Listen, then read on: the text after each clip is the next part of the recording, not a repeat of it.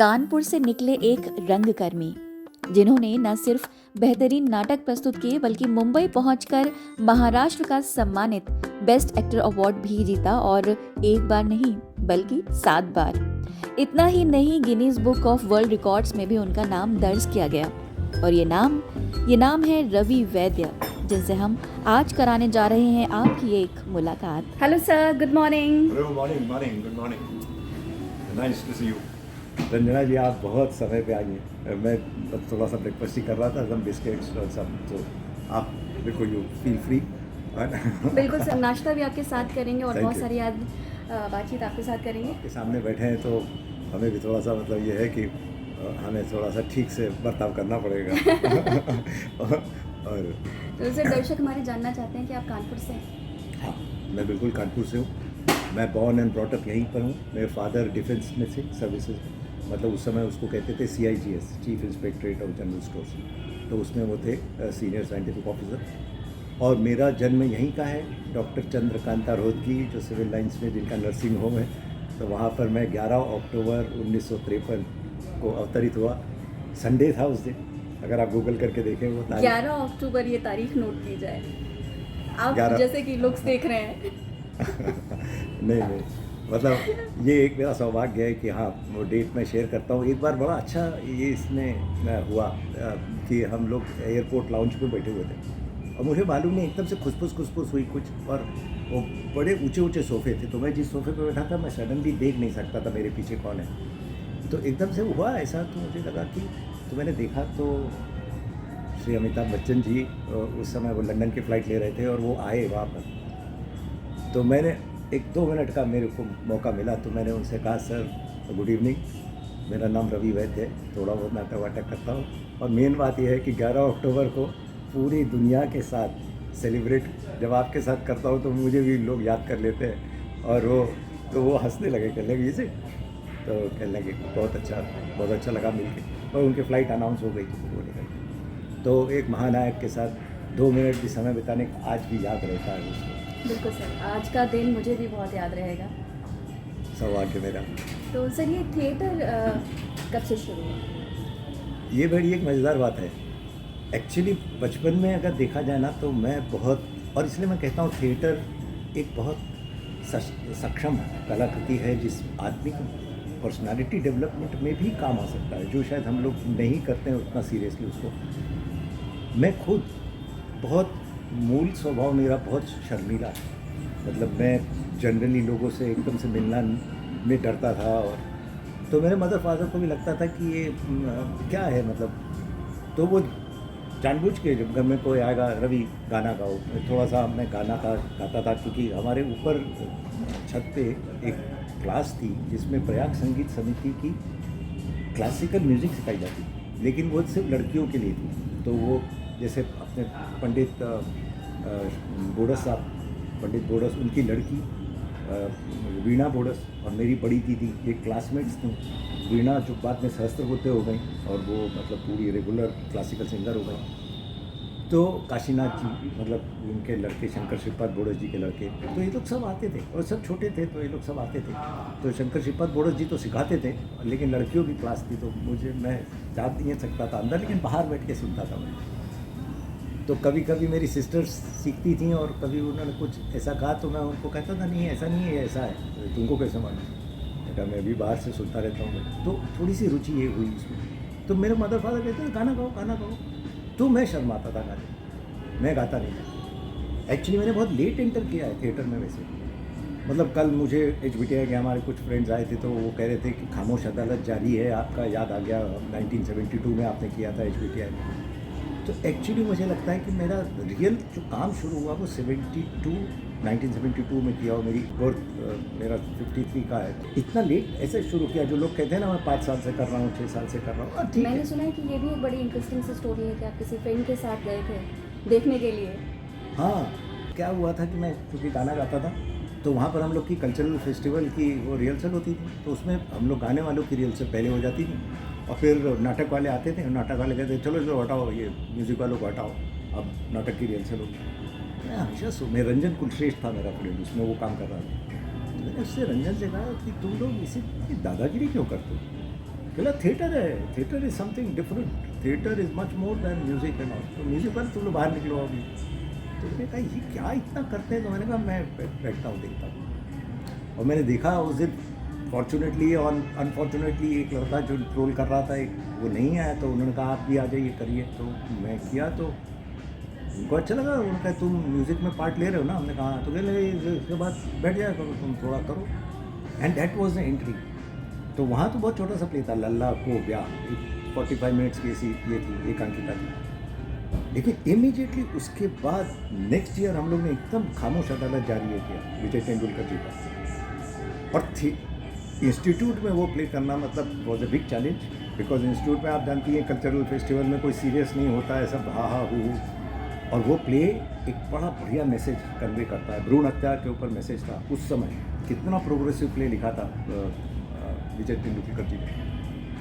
Next year हम लोग ने एकदम वो उठाया, और वो हमारे डायरेक्टर वगैरह सब इतने खुश हो गए थे। Professor S D Shukla ji director थे हमारे, मुझे याद है वो खुद स्टेज पे आए और बोले आप लोग अच्छा करिए काम, और प्रबंध की चिंता मत करिए, उसके सारे प्रबंध आप मुझ पर छोड़िए। क्या बात है। तो कितना बड़ा सपोर्ट बिल्कुल, मिला एडमिनिस्ट्रेशन का हम लोग को। उसके पहले वो कहते थे बच्चे सीरियसली नहीं करते थे, उनकी मिसेज जो थी प्रोफेसर शुक्ला की मिसेज, वो कल्चरल बहुत इंक्लाइंड थी, तो उनको भी लगा इंस्टीट्यूट के बच्चे इतना अच्छा कर रहे हैं, तो उन्होंने नेक्स्ट ईयर कहा कि आपको जो करना है आप कीजिए, एंड फंड्स की चिंता मत कीजिए, institute will provide you the funds. और फिर उस तरफ फिर नए साल हम लोग ने उसके अगले साल किया तीन फरिश्ते, वो एक फ्रेंच प्ले है ला कुर्जे देजान से, तो वो बहुत अच्छी है, थ्री मस्केटियर्स का थोड़ा सा लेके है उसके ऊपर। तो राम श्याम जदू, जिस पे बादल सरकार बाबू ने राम श्याम जदू प्ले किया, वही एक तीन फरिश्ते के नाम से पहले तो हम लोग ने वो किया next year, and it was grand success. उसमें हम लोग 2 दिन फेस्टिवल करते थे, एक दिन मतलब पेरेंट्स के लिए और टीचर्स के लिए, और दूसरे दिन स्टूडेंट्स के लिए। तो सब बड़ी अच्छी यादें हैं। और मेरा फॉर्चून ये था कि अच्छा कि हमारा इंस्टीट्यूट 50 साल अपनी गोल्डन जुबली सेलिब्रेट कर रहा है 72 में, जिस साल मैंने उसमें एडमिशन लिया। वो बीएससी के बाद बीटेक का 3 इयर्स का कोर्स है, तो 72 में मैंने एडमिशन लिया, और हम लोग का इंस्टीट्यूट 21 से है, 1921 से, तभी उसका नाम है हरकोट बटलर टेक्नोलॉजिकल इंस्टीट्यूट, मतलब किसी ब्रिटिश ने बांधा हुआ था। तो 50 इयर्स का था, और मुझे बड़ा अच्छा लगता है ये कहते हुए कि हमारे वो कुछ बैच ऐसे थे जो बहुत फॉर्चुनेट रहे कि हम लोग ने 50वीं साल हमारी इंस्टीट्यूट की मनाई। और अभी लास्ट ईयर 2021 में अपने प्रेसिडेंट साहब रामनाथ कोविंद जी वो आए थे हम लोग को ग्रेस करने के लिए, और हम लोग की सेंचुरी मतलब सेंटेनरी सेलिब्रेशन लास्ट ईयर नवंबर में था कानपुर में इधर उस समय। तो हम लोग के बैचमेट्स कह रहे थे कि वी आर सो लकी कि we celebrated the golden jubilee of institute and also the centenary of the institute. तो हम लोग का खास कुछ जो हम लोग का 72 ईयर वाला बैच था उसका खास सम्मान किया बुला के स्टेज पे। हम लोग जो इतने एक 10-12 आए थे इस समय, क्योंकि सब उसके बाद बिछड़ भी गए हैं बहुत सारे लोग, तो कोई यूएस में है, कोई यूके में है। तो वो मेरा प्रोफेशन मैंने हमेशा वो रखा, और इसको नाटक विधा संगीत इसको मैंने हमेशा एज ए हॉबी परस्यू किया, लेकिन अच्छा काम करने की कोशिश की। मतलब हॉबी मतलब ये नहीं कि चलता है वाला नहीं, अच्छा करो, जो करो कम करो लेकिन अच्छा करो। तो और मैं भाग्यशाली रहा कि कानपुर के सबसे अच्छे ग्रुप्स मतलब दर्पण, तक्षशिला, और मैं फ्रीलांसर होने की वजह से एक ही ग्रुप से जुड़ा नहीं रहा। मतलब मुझे ये रहा कि जैसे राजेंद्र सिंह जो हेलियंस में भी काम करते थे, हेलियंस के लिए म्यूज़िक भी करते थे, और उसके ऊपर कुछ ऑपेरा टाइप भी करते थे। तो मुझे आज तक याद है हम लोग ने एक सुहाना सफ़र करके किया था, जिसमें 5000 ऑडियंस थी उस दिन। रंजना जी आपको मतलब ITO कॉलोनी है अपनी, इनकम टैक्स बाल निकुंज के ग्राउंड पे हुआ था। ह्यूज स्टेज 70x7, 4 लेवल का तो स्टेज था। उसके पीछे हेलियंस का ऑर्केस्ट्रा, शील निगम जी और PD सिंह जी, वो सरदार जी जो योडलिंग वगैरह गाते थे, और हम लोग सब उसमें एक्ट कर रहे हैं। We used to lip sync. तो उसमें मैंने साइकिल भी चलाई है स्टेज के ऊपर, और वो पीछे और वो गिरती है साइकिल, और फिर छोड़ दो आचल ज़माना क्या कहेगा, तो एक्चुअल गाना चल रहा है, and we used to do lip sync. तो ये सब हम लोग ने 70 कब किया होगा ये सब, 76 77 मतलब आज 50 साल हो गए। उसमें मेरे कुछ साथी जो थे, और पीयूष विद्यासागर जी और ये लोग, मतलब अभी कभी बुरा लगता है कि अब ये सब साथी सिर्फ यादें रह गई हों, बेचारे अब नहीं हैं, लेकिन कहते हैं ना शो मस्ट गो ऑन। तो अभी मेरी भी almost I am touching now 70, मैं 53 का, जैसे मैंने कहा मेरा बर्थ है। तो ऐसा लगता है कि हड्डियाँ कुछ बूढ़ी हो चली है, लेकिन जब भी नाटक की बात आती है या कोई क्रिएटिव फॉर्म की बात आती है, आर्ट की बात आती है, म्यूज़िक की बात आती है, तो एनर्जी वापस इकट्ठी हो जाती बिल्कुल आ है। जाती है। हम कह सकते हैं कि नाटक देखने गए थे और नाटक दिखा दिया। हाँ, वो भी एक किस्सा हुआ है। अरुण टंडन मेरे एक बड़े अच्छे मित्र हैं, तो उनकी एक ये थी उपासना, उनका ग्रुप था। तो उसमें हम लोग ने प्ले किया था उलझिया करके। वो मुझे याद है 77 में एंटी एस्टैब्लिशमेंट प्ले था थोड़ा सा, और उस समय इमरजेंसी लगी हुई थी। तो हम लोग घबरा गए कि हम लोग कैसे करेंगे उसको। लेकिन यही है कि कला अगर आप सक्षम हैं और आप सच्चे दिल से अगर किसी को कुछ कर रहे हैं, तो हम लोग ने प्ले भी किया, उसको बहुत सराहा भी गया, और कोई उस पर कोई कंट्रोवर्सी नहीं हुई और कुछ नहीं हुआ। तो बहुत अच्छा है। वैसे मैं आपको बताऊं, अभिजीत भट्टाचार्य जी जो अपने कानपुर के ही हैं, जो अभी बॉलीवुड में एक बहुत बड़े सिंगर हैं, 74 या 75 की बात है, BK अंताक्षरी एक प्रोग्राम होता था रेडियो, सुशील कुमार जी करते थे उसको, वो अमीन सयानी जी की आवाज़ बना के। तो उनकी टीम आई थी यहाँ मेघदूत होटल, मेघदूत होटल फूलबाग में होता था पहले। तो उन्होंने कानपुर के गायकों का चयन किया। तो उसमें मेरा एक मित्र था, उसने मेरे बहुत पीछे लगा। जैसे मैं तो शर्मिला था तो मैं जाता ही नहीं था। उसने कहा नहीं रवि, तुमको आना है, यू विल गेट सिलेक्टेड। 500-600 बच्चों का हुजूम वो होटल के बाहर। मैंने कहा मैं तो घबरा गया। मैं उससे कहा नहीं चलो वापस चलो। कहता नहीं। उसने मुझे पुश किया, first round, second round, third round, finally हम लोग 14 सिलेक्ट हुए। उसमें मैं पहुंच गया। उसमें वही शील निगम, PD सिंह, राकेश सक्सेना जी बहुत अच्छा गाते थे। शील निगम जी तो खुद म्यूजिक पढ़ाती थी DG कॉलेज। वो लोग सब गाने वाले, उसमें मैं और अभिजीत। तो बाद में लड़का लड़की का पेयर बनता है, लेकिन हम 2 लड़के रह गए, और वो बाबा करके थे उनके म्यूज़िक रिकॉर्डिस्ट। तो शील कुमार जी जब बाद में आए, कहने ये 2 लड़के कैसे रह गए, तो बाबा ने कहा नहीं ये दोनों लड़के अच्छा गा रहे हैं, तो एक पेयर लड़कों का बना देते हैं, अब लड़की नहीं है। तो मुझे आज तक याद है शील कुमार जी ने ये सवाल भी पूछा था, अरे भाई इंटरनेशनल वुमेन ईयर है और रवि जी आपके कानपुर में आपको पेयर के लिए लड़की नहीं मिली। बिल्कुल उन्होंने ये सवाल किया था, आप दोनों लड़के हैं।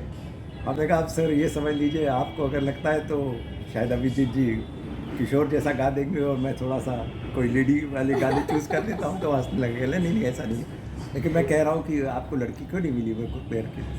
तो उस समय हम लोग ने किया, और वो मतलब अभी मुझे याद आता है कभी कभी बॉम्बे में जब मिलता हूँ अभिजीत जी से, तो अभिजीत जी को याद दिलाता हूँ, अभिजीत याद है, तो कहता हाँ भैया वो याद है बिल्कुल, अंताक्षरी साथ में की थी हम लोगों ने। He is also very nice person, very down to earth. मतलब अभी राजू श्रीवास्तव जी का जब ये हुआ तो बहुत बुरा लगा कि वो कानपुर के थे, और मतलब तब ऐसा लगता है कि कहीं ना कहीं रुणानुबंध होते हैं अपने, जो कहीं तार जुड़े हुए होते हैं। मैं जब कानपुर में आता हूँ ना, स्वभाव एक बार मैंने कहा था किसी से इंटरव्यू में कि टेढ़ा है पर मेरा है। वो मैं क्यों कहता हूँ, क्योंकि कानपुर जब भी आता हूँ तो कानपुर की अपनी कुछ पिक्युलरिटीज़ हैं, और जिसके लिए कानपुर जाना जाता है। हर एक शहर का अपना एक क्या बोलते हैं उसको, व्यक्तिमत्व वो होता है, व्यक्तित्व क्या कहना चाहिए उसको, मतलब पर्सनालिटी होती है जिससे वो जाना जाता है। तो वो कानपुर का भी अच्छा व्यक्तित्व है, तो उसमें शर्माने की कोई बात नहीं है। वो कानपुर, हम कानपुरिये हैं जैसे हम लोग कहते हैं, तो उसमें क्या है। तो मैंने कहा मैं यहाँ पर ये बताना चाहती हूँ कि ये जो टोटल कनपुरिये हैं ये मूल रूप से मराठी हैं। हाँ, मतलब मेरा नाम है रविंद्र वैद्य, शॉर्ट में मतलब रवि कहते हैं सब लोग, रवि वैद्य। तो वैद्य मतलब हम लोग महाराष्ट्रियन हैं, लेकिन वही है मूल हम लोग रत्नागिरी, कहीं तो भी मतलब गोवा के साइड में रत्नागिरी, कोंकण वहाँ के। लेकिन उस समय तो ऐसे होता था, सब फैमिलीज ट्रैवल करती थी इधर उधर, तो वो हमारे 4 फादर्स शायद ग्वालियर आ गए थे, और हमारे दादाजी एक्चुअली सिंधियाज़ के यहाँ टीचर थे। मतलब माधवराव जी को, मतलब ज्योति सिंधिया जी के फादर को उन्होंने बचपन में पढ़ाया हमारे दादाजी ने ग्वालियर में। हमारे पास कुछ फोटोग्राफ्स हैं उनकी, वो ग्वालियर का जो राजवाड़ा है उसमें, तो वो पढ़ाते थे, वो टीचर थे।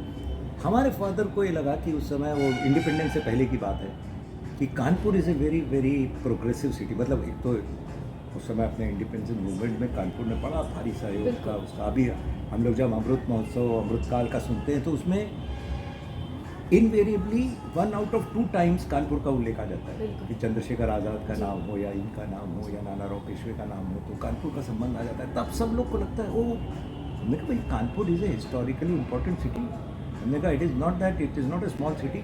तो इसके लिए पुरानी सिटी है, तो पुरानी सिटी की अपनी कुछ खास बातें होती है, उसको आप सिटी को तो ओवरनाइट नहीं चेंज कर सकते ना, सिटी जैसी है वैसी है। तो हमने कहा उसका हिस्टोरिकल इम्पोर्टेंस। तो कानपुर से, तो उस समय वो कानपुर आ गए ग्वालियर से, और फिर वो जिस इंस्टीट्यूट में मैंने किया HBTI, वहाँ पर शुगर टेक्नोलॉजी का भी एक कोर्स होता था। तो उन्होंने शुगर टेक्नोलॉजी और टिम्बर टेक्नोलॉजी, टिम्बर मतलब आर्मी में टिम्बर का बहुत यूज़ होता है, मतलब जैसे लकड़ी, कहीं हर तरह की लकड़ी, सीजनड लकड़ी, तो उसमें उन्होंने कोर्स किया, और तब वो CIGS में आ गए, chief inspector of general store. तो जितनी सप्लाई मिलिट्री को होती है, आर्मी को होती है, उसका सबका टेस्टिंग की जो है, वो आ गए, और फिर हम लोग कानपुर में ही हैं, तो born and brought up in Kanpur. अभी लेकिन मैं 82 में यहाँ से शिफ्ट हुआ, क्योंकि मुझे जो नौकरी मिली उसमें मुझे, मेरा हेडक्वार्टर था बॉम्बे में, तो मुझे उठा के यहाँ से बॉम्बे ले जाया गया। तो वो तो जीवन चलने का नाम कहते हैं। बॉम्बे से मुझे याद आया कि आपका नाम गिनीज वर्ल्ड रिकॉर्ड्स में भी दर्ज हुआ है, तो वो बात भी मैं चाहती हूँ कि आप बताएं सबको। बहुत अच्छा, एक्चुअली आपने ये सवाल पूछा, मतलब ये बड़ी अच्छी, मतलब मेरा ये कहिए सहयोगी था कि, और भाग्य था अच्छा। हमारे एक मित्र हैं विराग वानखेड़ी। विराग वानखेड़ी खुद इंजीनियर है, सिविल इंजीनियर, वो अमरावती से हैं, मतलब नागपुर के पास, लेकिन बॉम्बे में वो अपना एक स्थान बनाना चाहते हैं, तो वो हमेशा कुछ न कुछ इस तरह से करते हैं। अभी जैसे उनका नया अभी आने वाला है, पानी के अंदर रह के वो 6 घंटे गाना गाने वाले हैं। वो उसने ये किया था, हम लोग ने तात्या राव लाड़े, ये महाराष्ट्र के हेल्थ के डायरेक्टर थे, अभी रिटायर हुए 1-2 साल पहले, मतलब कोविड में भी उनका बड़ा योगदान था, कोविड के काम में। तो वो KEM हॉस्पिटल जो है उसके वो मेडिकल इंचार्ज थे, और रैग्स टू रिचेस वाली स्टोरी है, इतनी रैग्स टू रिचेस वाली स्टोरी है कि वो पूरा, उसके ऊपर उन्होंने बायोपिक बनाई मेरे मित्र ने, और मराठी में गाना लिखा, काळो खाला भेदत जाऊ जीवनाला उजळत जाऊ, मतलब कालो अंधकार को हम दूर भगाएंगे और जीवन का उत्साह मनाएंगे, उत्सव मनाएंगे। तो इसको वो कुछ करना चाहता था, तो ये हम लोग ने 327 पार्टिसिपेंट्स ने रिले में गाया, मतलब 327 पार्टिसिपेंट्स हम लोग बैठे हुए हैं, सबके माइक है, ट्रैक बजता था, और एक एक सिर्फ शब्द हम लोग गाते थे, जैसे काळो खाला भेद जाऊ जीवनाला, ऐसे वो ट्रैवल करता है, वो सुर में, ताल में, 327 सिंगर्स हैं। तो वो एक हम लोग का Guinness book of world record, तो मैं उसमें था। तो मेरा कंट्रीब्यूशन ये था कि उसमें एक शब्द था उन्स, उन्स मतलब मराठी में उन्स कहते हैं, जिसको ऊंचा कहते हैं हम लोग हिंदी में, तो उन्स, तो उन्स वर्ड सिर्फ मुझे गाना था, पूरे गाने, जितनी बार भी आया। हाँ जितनी बार भी आए, तो क्योंकि वो इस तरह से वो चलता है। उसकी रिहर्सल्स हुई पूरी, और बड़ा जेन्युइन होता है वो सब। 4 लोग पूरा देख रहे थे, गा रहे थे कि रियल गा रहे हैं कि नहीं लोग, मतलब आप लिपसिंग तो नहीं कर रहे हैं और ट्रैक पे तो नहीं बज रहा है। वो सब पूरे 4 लोग आए थे, वो सब पूरे सबके बीच में घूम के देख रहे थे कि whether this effort which is genuine. तो हम लोग का तो जेन्युइन टैलेंट की नगरी है, मतलब आप देखिए अभी आजकल जो प्रोग्राम्स आते हैं, सारेगामापा, इंडियन आइडल, मतलब ये म्यूज़िक के प्रोग्राम्स, कोई भी बहुत सारे प्लेटफॉर्म इतना सब मिल बहुत गए हैं। प्लेटफॉर्म से इतना टैलेंट है, ओहो, अभी यंगस्टर्स में बहुत, और मतलब कस के आपको आना है तो कॉम्पिटिशन है, हाँ, टैलेंट भी है और उसको दिखाने के लिए मंच भी मिलते मंच भी हैं। मंच बहुत है। अभी तो दूरदर्शन, रेडियो और ये सब इतने सशक्त मीडियम्स हैं कि अब, मतलब जब दूरदर्शन आया तब लोगों ने सोचा था रेडियो शायद पीछे, नहीं ऐसा कुछ नहीं। रेडियो की रीच जो है आज भी मेरा ख्याल उतनी ही पावरफुल है जितनी कोई और मीडिया होगा। और अभी जब कोविड हुआ तो ये भी पता लग गया कि सिनेमा घर में ही जाके पिक्चर देखना ज़रूरी नहीं है, आपको OTT प्लेटफॉर्म सारी चीज़ें प्रोवाइड करते हैं, और उसमें बड़े अच्छे अच्छे टैलेंट सामने आए जो वहाँ के कमर्शियल चीज़ में फिट होके अपना प्रदर्शन नहीं कर सकते थे अपने टैलेंट का, उनको OTT ने प्लेटफॉर्म ने ये दिया। बिल्कुल, आप ट्रेन में सफ़र करते हुए भी सिनेमा देख सकते हैं। बिल्कुल बिल्कुल बिल्कुल, और ये तो रिवोल्यूशन है। मैं कह रहा हूँ टेक्नोलॉजी का सबसे अच्छा एडवांटेज है कि जो गरीब से गरीब आदमी के हाथ में कम्युनिकेशन, टेलीफोन पहुँचा दिया उसको। और सर आपने बात की थिएटर की, एक्टिंग की, सिंगिंग की, आपने बोला कि थिएटर से पहले आप सिंगिंग, मैं थोड़ा सा तो चलते चलते क्या सुनाएंगे हमारे दर्शकों को? क्या सुना वो, मुझे याद है कथानंदन की हम लोग ने जो प्ले किया था, जिसमें गुलाम दस्तगीर खान जी, मतलब बेचारे अब गुलाम मुस्तफ़ा खान जी के कुछ ये थे भतीजे थे, उन्होंने म्यूज़िक दिया था। और ये मुझे याद है हम लोग लखनऊ में शो किया था, तो 80 की बात है शायद, 80 की या 79 की। अनुपम खेर जी उस समय बिसारिया इंस्टीट्यूट में पढ़ाते थे लखनऊ में, तो वो प्ले देखने आए थे हम लोग। उनको उस समय बाबा बाबा कहते थे, क्योंकि वो लंबी सी दाढ़ी रखी हुई थी उन्होंने, कुर्ता पजामा पहनते थे और साइकिल पे चलते थे। वो हम लोग को पीछे मिलने आए, कहने लगे भाई 3-4 लोग आप लोग मेरे साथ चलिए मेरे रूम में। तो एक छोटा 10x12 का रूम, लेकिन पता लगता था कि ये किसी अच्छे स्टूडियस का रूम है, मतलब किताबें विताबें रखी हुई है, एकदम सिंपल, एक साइड में छोटा सा बिस्तर। कह लें आज मैंने संपूर्ण नाटक देखा। हम लोगों ने पूछा मतलब संपूर्ण कैसे? मैं मुझे सौभाग्य था क्योंकि मैं नंदन का मेन लीड करता था, तो मैं रवि शर्मा जी, त्रिपुराज, ऐसे 3-4 लोग थे के लिए। इसमें क्लासिकल डांस था, इसमें क्लासिकल म्यूज़िक था, इसमें फोक डांस था, इसमें फोक म्यूज़िक था, और सशक्त पीसेस थे एक्टिंग के।